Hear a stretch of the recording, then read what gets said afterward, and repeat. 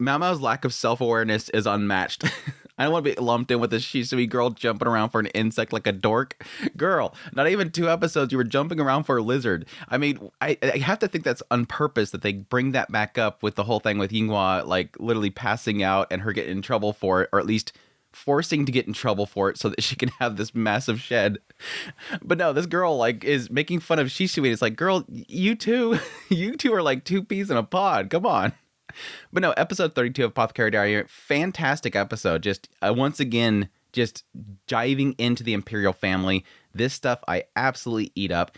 And yes, once again, confirming the stuff around Jinshi. Like, we are just nailing it on the head. Hey, Maomao, you getting it yet?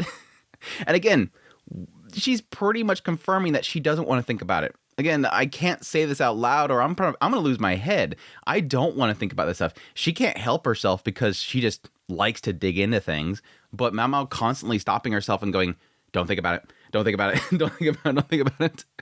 Yeah, it was sad that I did forget about that last episode. I'm sure there was people in the comments going, dude, did you forget? That yes, technically in the first season, they hinted heavily at the idea that the previous emperor was into them young. That was why Li Shu was there. Li Shu was one of his consorts, and she left the palace after he died, and then she was brought back in. That yes, we're confirming once again that he liked them young, and so yeah, the reason why he was probably reaching out for Jinshi back in the last episode, the previous emperor, is because Jinshi's cute. And so yes, when he sees him in that hallway, I don't want to think about that.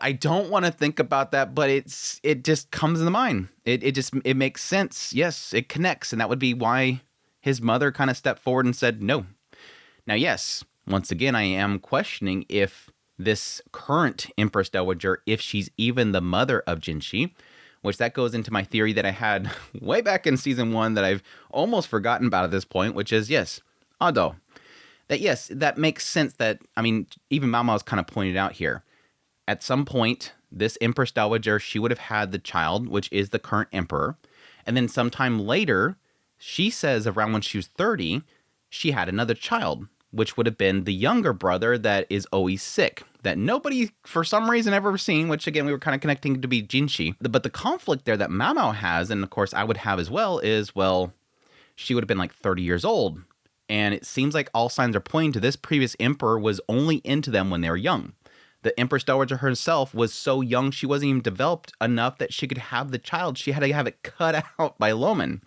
But yes, there was that whole segment about Ahduo back there where they were talking about the idea that they were both having their child at the same time, and they chose the Empress Dowager. So the assumption here that I have is that Ahduo wasn't having the child of the current emperor, but was actually having the child of the late emperor. That's where my mind goes to, because they kept hitting on the fact that Ahduo was like a childhood friend, was always around, was very close to the emperor.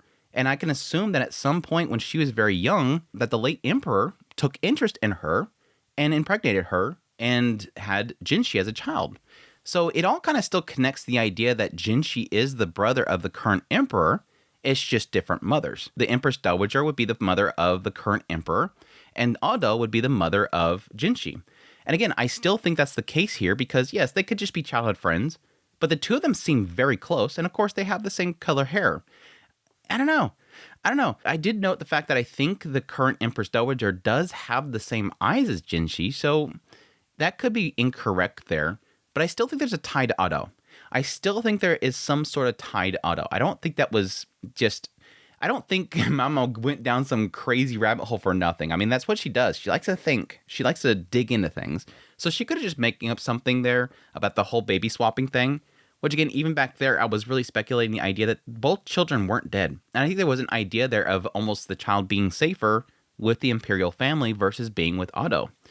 Either way, it sucks. It kind of reminds me of everything around Ahduo, which is just kind of tragic in my mind. But anyways, let's get into 32. Let's dig into this episode so I don't miss anything like I usually do, kind of going through the episode step by step. But yes, opening up the episode with Maomao taking the blame because she wants to have the shed. I like the fact that she's like, yeah, you're going to get in trouble and they're going to send you to the shed. And she's like, ooh, let's do that. I want the shed. And so they actually go in there. I like later on somebody's like, Yinghua, that was really mean for you to, rat out Maomao. And it's like, no, she wanted me to. It wasn't my fault. She told me to do it. And Mama's like, yeah, I wanted the shed. But this brings up the fact that apparently there's rumors going around that somebody is running around grabbing insects, and everybody thinks it's Maomao. And yes, my mind immediately went to, it's going to be Shisui. It's going to be Shisui, and sure enough, she goes around looking for Shisui. A little brief moment of kind of getting into the idea that Xiaolan is much different than the other ladies in the court. And the idea that most of them don't trust or want to communicate to Maomao because she's one of the lady-in-waitings for one of the consorts. And so there is an element here of almost kind of establishing that, yes, one, that people don't trust people that are direct correspondents to the consorts. But additionally, how, yes, Xiaolan herself is just too pure cute. She's very social. Everybody likes her, and that, yes, she likes everybody. She doesn't have that preconceived notion that a lot of other people do. But yes, she goes out there and finds, in the northern area, Shisui. Shisui's catching bugs. And again, total lack of self-awareness. I can't believe I'm being lumped in with this girl. Smash the bug on her head. I'm like, Maomao, you two, just kiss already. The two of you just get together already. But no, that's when the Empress Dowager walks by. Very interesting note, before I forget, that at some point, it does seem like Shisui knows a lot about the Empress Dowager. Of course, people are going to know a lot about her. But knowing a lot of inside things about her, things that she's been pushing, a lot of statements of, they say that she's done this, but additionally her saying that she's a very kind person and has a very drawn out gaze. Now, yes, that could just be an aspect of, yes, people are going to look up to the Empress Dowager as something special. She's the Empress Dowager. But it does kind of give a lot of emphasis to how long she was looking towards her. It gives me an indication here that Shisui is somehow connected to the Empress Dowager. Or maybe directly she was affected by what the Empress Dowager has done. So she appreciates her in some way.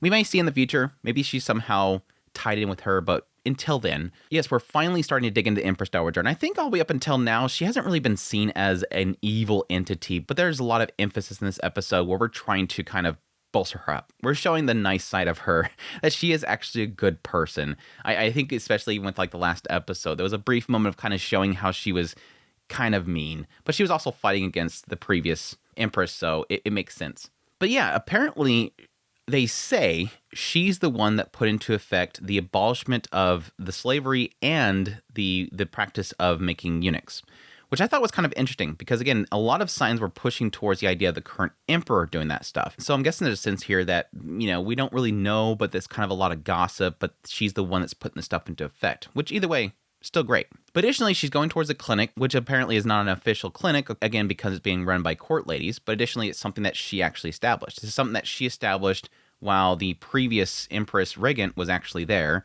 so that all makes sense there. I guess the idea here is because what was going on with the Empress Regent and the late Emperor, I guess because everything that was happening with them, she established the clinic in order to, I don't know, take care of certain people because things weren't being done at the time. Things were kind of falling apart, and so she was trying to establish something in order to take care of certain people, or it could have just been for herself for the sake of taking care of Ahduo or something like that, because at the time there was so much focus on the emperor himself and she was trying to take care of her own people. Again, there is a lot of stuff here that is sort of kind of bolstering her up as somebody that was trying to take care of the people, despite the fact that, yes, again, the late emperor and her, they weren't doing well. They were supposed to be running the country and the empire, but they were just over here, again, locked up in this room as we find out later on in this episode. But again, I kind of wonder if some of this stuff was sort of setting up a lot of the baby swap that we're, again, debating earlier in this video. But yeah, that did kind of bring up a little bit of Maomao's inner thoughts about the existence of forced servitude and whatnot in this world. That yes, even though she did abolish this, and yes, by most humanity, that is a good thing. Getting rid of that is a very good thing. But it is still technically tapping a little bit on that aspect. And this is something I've talked quite a bit about when I talk about Mushoku Tensei. This sort of, yes, you don't want to say it, but the positive side of the forced servitude, which is people, selling themselves into maid service or something like that for the sake of paying off a debt. Whereas normally, yeah, a debt would be leading into something more horrible or execution or something like that. This is a case where somebody would, put themselves out there, sell themselves for the sake of their family, getting rid of a debt into a service that is pretty much like a locked-down employment, like what Maomao is doing. She was technically getting paid, but she's in a lockdown employment. So either way, she's even acknowledging here, it's still bad. Even if you want to say it's for a good thing, it's still bad. But even here, Maomao is establishing that, yes, this still exists. It's just under a different name. It's under something else, and it's pointing directly to, yes, the madam who was at the time very uneasy about the abolishment of this, acknowledging that, yes, probably a lot of these, concubines, a lot of the people that are working at these places of entertainment are not there on their own will. They're being taken care of, but they can't just walk away. Like Maomao herself, she had to be sold because she's technically under a contract that she's locked into there. And yes, same thing with Maomao's mother. She's technically there and had to be sold to get back out of there. And it seems like she's there not under some sort of forced servitude. Again, it's the negative and positive sides of it that I do like, that it addresses it in a way that does make sense. And Maomao is sort of seeing both sides of it. It's a win for humanity, but at the same time, yeah, a lot of people did use this for a way of, saving their family and whatnot. But yes, Maomao was wondering why the Empress Dowager is at the clinic. We find out later on is because, yes, the clinic doctor lady, not really doctor, nurse lady there was technically the lady in waiting or servant of Empress Dowager, so there's a connection there. And yeah, she ratted out Maomao. Rat out Maomao. But yeah, she wants to find out what's going on. Is she reforming the medical system? I want to know, but I'm making people mad too much. But yes, that's when we cut to everybody cleaning up, desperately cleaning up because somebody important's coming, and it ends up being the Empress Dowager herself. And it's kind of a weird thing because it does kind of imply the idea that Empress Dowager and Gyokuyou are very close. Like they talk to each other like friends, or they relate to each other like friends, not really like a mother-in-law to a daughter-in-law. And yes, one of the things that we do establish here is that the Empress Dowager does know that it implies not the fact that just the Gyokuyou has a child, but also is pregnant. So it is establishing here, so the Empress Dowager is somebody to be trusted. If she knows about this, then she's somebody to be trusted. So that's, we would think that Jinshi would be, passing on that information. But yes, also that she knows about Maomao, which it does show that she learned that from the lady at the clinic. Not specifically she learned it from Jinshi. I'm kind of curious if that distinction will be important at some point. Because yes, you would assume that she knows about the pregnancy from Jinshi. But here it implies that Jinshi nor the Emperor himself has told Empress Dowager about this. She had to learn through going to the clinic and learning from this lady at the clinic. Very interesting there. It makes me believe that Jinshi and the Emperor does not want her to know about Maomao. But no, this is interesting because she first says, I heard that you are the one that likes to solve a lot of problems. You've been solving a lot of problems. And very quickly, Maomao corrects it, saying that, no, I just apply my knowledge where it fits. And it seems like one of the servants nearby is upset how she responds. Because yes, there is a sense here that she's almost downplaying what the Empress is claiming. Empress Dowager right here is claiming, I heard that you were very knowledgeable, and Maomao is declining it. So it can be seen as disrespectful. But it doesn't seem like Anshi cares. Anshi really quickly says, that's fine. That's fine if you think it that way. It seems like it's a principle of Maomao to not set expectations, which I think she's done several times before. Don't have too much hope in me. I'm not my father. He's a genius. I don't have the knowledge that he has. I'm not a brilliant scientist or anything like that. I like to make these things clear beforehand so that I can stay calm in the situation, which I do respect. I do respect that she's not playing herself up, especially to somebody important like her or the Emperor, to have an expectation set for them. But anyways, the Empress gets into this, apply your understanding to this and investigate something. I want to know if I placed a curse on the late Emperor. Very interesting. Very interesting. Again, this is one of those moments where we're kind of setting that this lady is very kind-hearted and that she has a very heavy burden upon herself.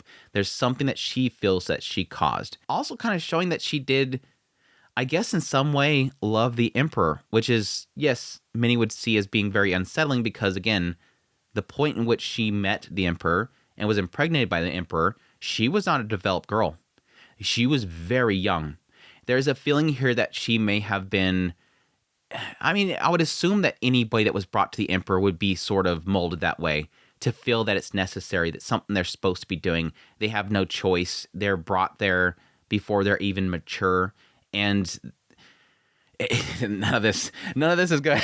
None of this is very comfortable to talk about. They're not mature. They're not women. They don't know what's right or wrong. And they're brought there to someone that is literally the authority of the land. And being sold to him probably would be seen as sort of a blessing, that they're being brought into literally the highest court.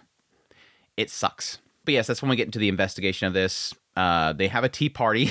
I like how early on they're trying to figure out Why would she call this tea party? Gyokuyou is pregnant, and even Lihua is pregnant. If they get brought there, the other ones are going to prod. Lishu probably won't, but she might get manipulated by the others. Lihua is not going to bring it up because she's pregnant, but then you have Lolan. She probably would be prodding at the others. They're all trying to figure it out. We find out that it's probably because she's trying to get an excuse for Maomao to be in that wing. That bringing them all there, having that party at the same time, let's just get Maomao over here and check out this wing. Because apparently it's going to get demolished eventually, and they want to investigate it. But this is the wing that they apparently had the late Empress regnant, and the late Emperor was there. And apparently this is the place they stayed and was locked up inside all the way until their passing. And the reason why the Empress Dowager feels that she cursed him is because she wanted him to die. She kept thinking to herself that she wished that he went away. Just go away. And eventually it did happen.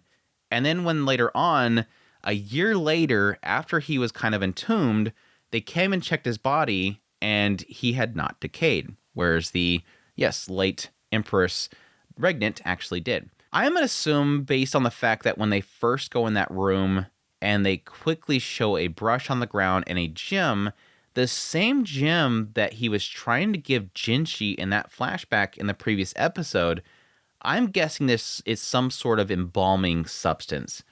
And the fact that this lady in waiting that Maomao was talking to, the fact that they purposely went out of their way to point out that he was still young, the lady says no, he had a fulfilled life, but yes, he technically was a young age, kind of makes me believe that he died prematurely. Like, he should have lived longer. He wasn't unhealthy or anything like that.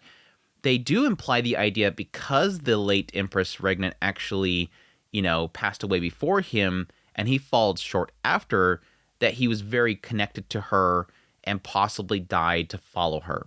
That idea, that broken heart syndrome, that somebody else that you really love, your wife or whatever, or yes, a mother that you're very bonded to passes away, it has an effect upon your stress and your life and your health to the point where you'll pass away shortly after. Happens a lot with elderly. One passes away, the other one just passes away shortly after. But it does make me believe that, again, this gem, the fact that he didn't decay, it makes me believe that he had some sort of substance in his body that wasn't supposed to be there. A foreign substance was probably put into his body that made it to where his body didn't decay very quickly or at all. And I'm wondering if that's some sort of embalming solution, that she was possibly poisoning her son, one, to either take him with her, or two, because he was trying to, maybe he hasn't caused so many problems, he's always seen as a foolish person, always seen as a puppet, and she was trying to get rid of him. Question mark. All signs seem to point this late Empress regnant was a nasty person, so it makes me believe that she possibly was manipulating him, possibly giving him something in order to keep him crazy so that she can use him as a puppet. And again, I think that's whatever she was using there, which is probably that gem, whatever substance that was, is probably some sort of embalming thing that was poisoning him, making him crazy until eventually that he died and doesn't decay. That seems like the easy answer there. I don't know if they'll flip the script on it somehow, but that's kind of where my mind's going for the curse. So once Maomao realizes what that is on the ground, when they walked in there, I'm sure she's going to connect it and give the Empress Dowager an answer to this whole thing that she apparently is very stressed over, which I think is a great thing. Interesting either way. But yes, this entire time, getting into Maomao and her really kind of digging into that aspect of the late Emperor and his proclivities, his desires for youngs, and again, that was all connected to everything they talked about in season 1 about Li Shu and all that kind of stuff, that he was into them young. That's why the Empress Dowager herself is very young. But I do wonder if bringing to light everything that did happen to late Emperor that Maomao is looking into now, if some of that stuff will end up bringing to light the true origins of Jinshi himself. Because again, it does seem like they keep bringing that forward, especially over the last couple episodes. It really does feel like we're likely to finally bring an answer to that. Maybe that finally comes to Maomao's mind and she's finally unable to kind of avoid it. Because it did seem like, even with like Jinshi with that previous episode, him really finally saying, I hope that she connects it. That way I don't have to keep hiding this. I'm tired of hiding this. I want her to know. And again, I think it's really an aspect that he wants Maomao to know. Maomao's special. He wants her to know and doesn't want to have to keep hiding it from her. But But yeah, that's pretty much the episode. Oh yeah, I love the I forgot to mention the wall slam. Young was like, yeah, apparently the Empress Dowager wants to meet with you. What did you get involved with again? And then just wall slams. Wall slams Maomao, gets up and close and says, you better not make Gyokuyou look bad. You better not betray Gyokuyou. She's like, yeah, I'm not going to make an enemy of you. He's like, yeah, I'd like to keep good relations to you too. I think there's a side of me that think that if I was her, I would want to keep on the good side of Maomao. Because yes, Maomao seems to get in good favor with a lot of very powerful people. So she's probably somebody you want to keep on the good side of too. But yeah, that's my thoughts on the episode. Good episode overall. Again, I eat this little insight into the Imperial Family stuff up. Again, I just want them to bring the whole thing with Jinshi to light. Let's just finish it. Just finish it. Good stuff there. But I forgot about the napkin. I liked her bribing the girls with the napkin. They're all like, is that Jinshi's? Anyways, that's my thoughts on the episode. I hope you guys enjoyed this video. As always, if you did, hit the like button down below, comment, let me know the episode. Additionally, if you're new here, make sure to subscribe before you leave. Like this content, you want to support the channel more, I have links in the description below. Greatly appreciate it, but until next time, y'all take care.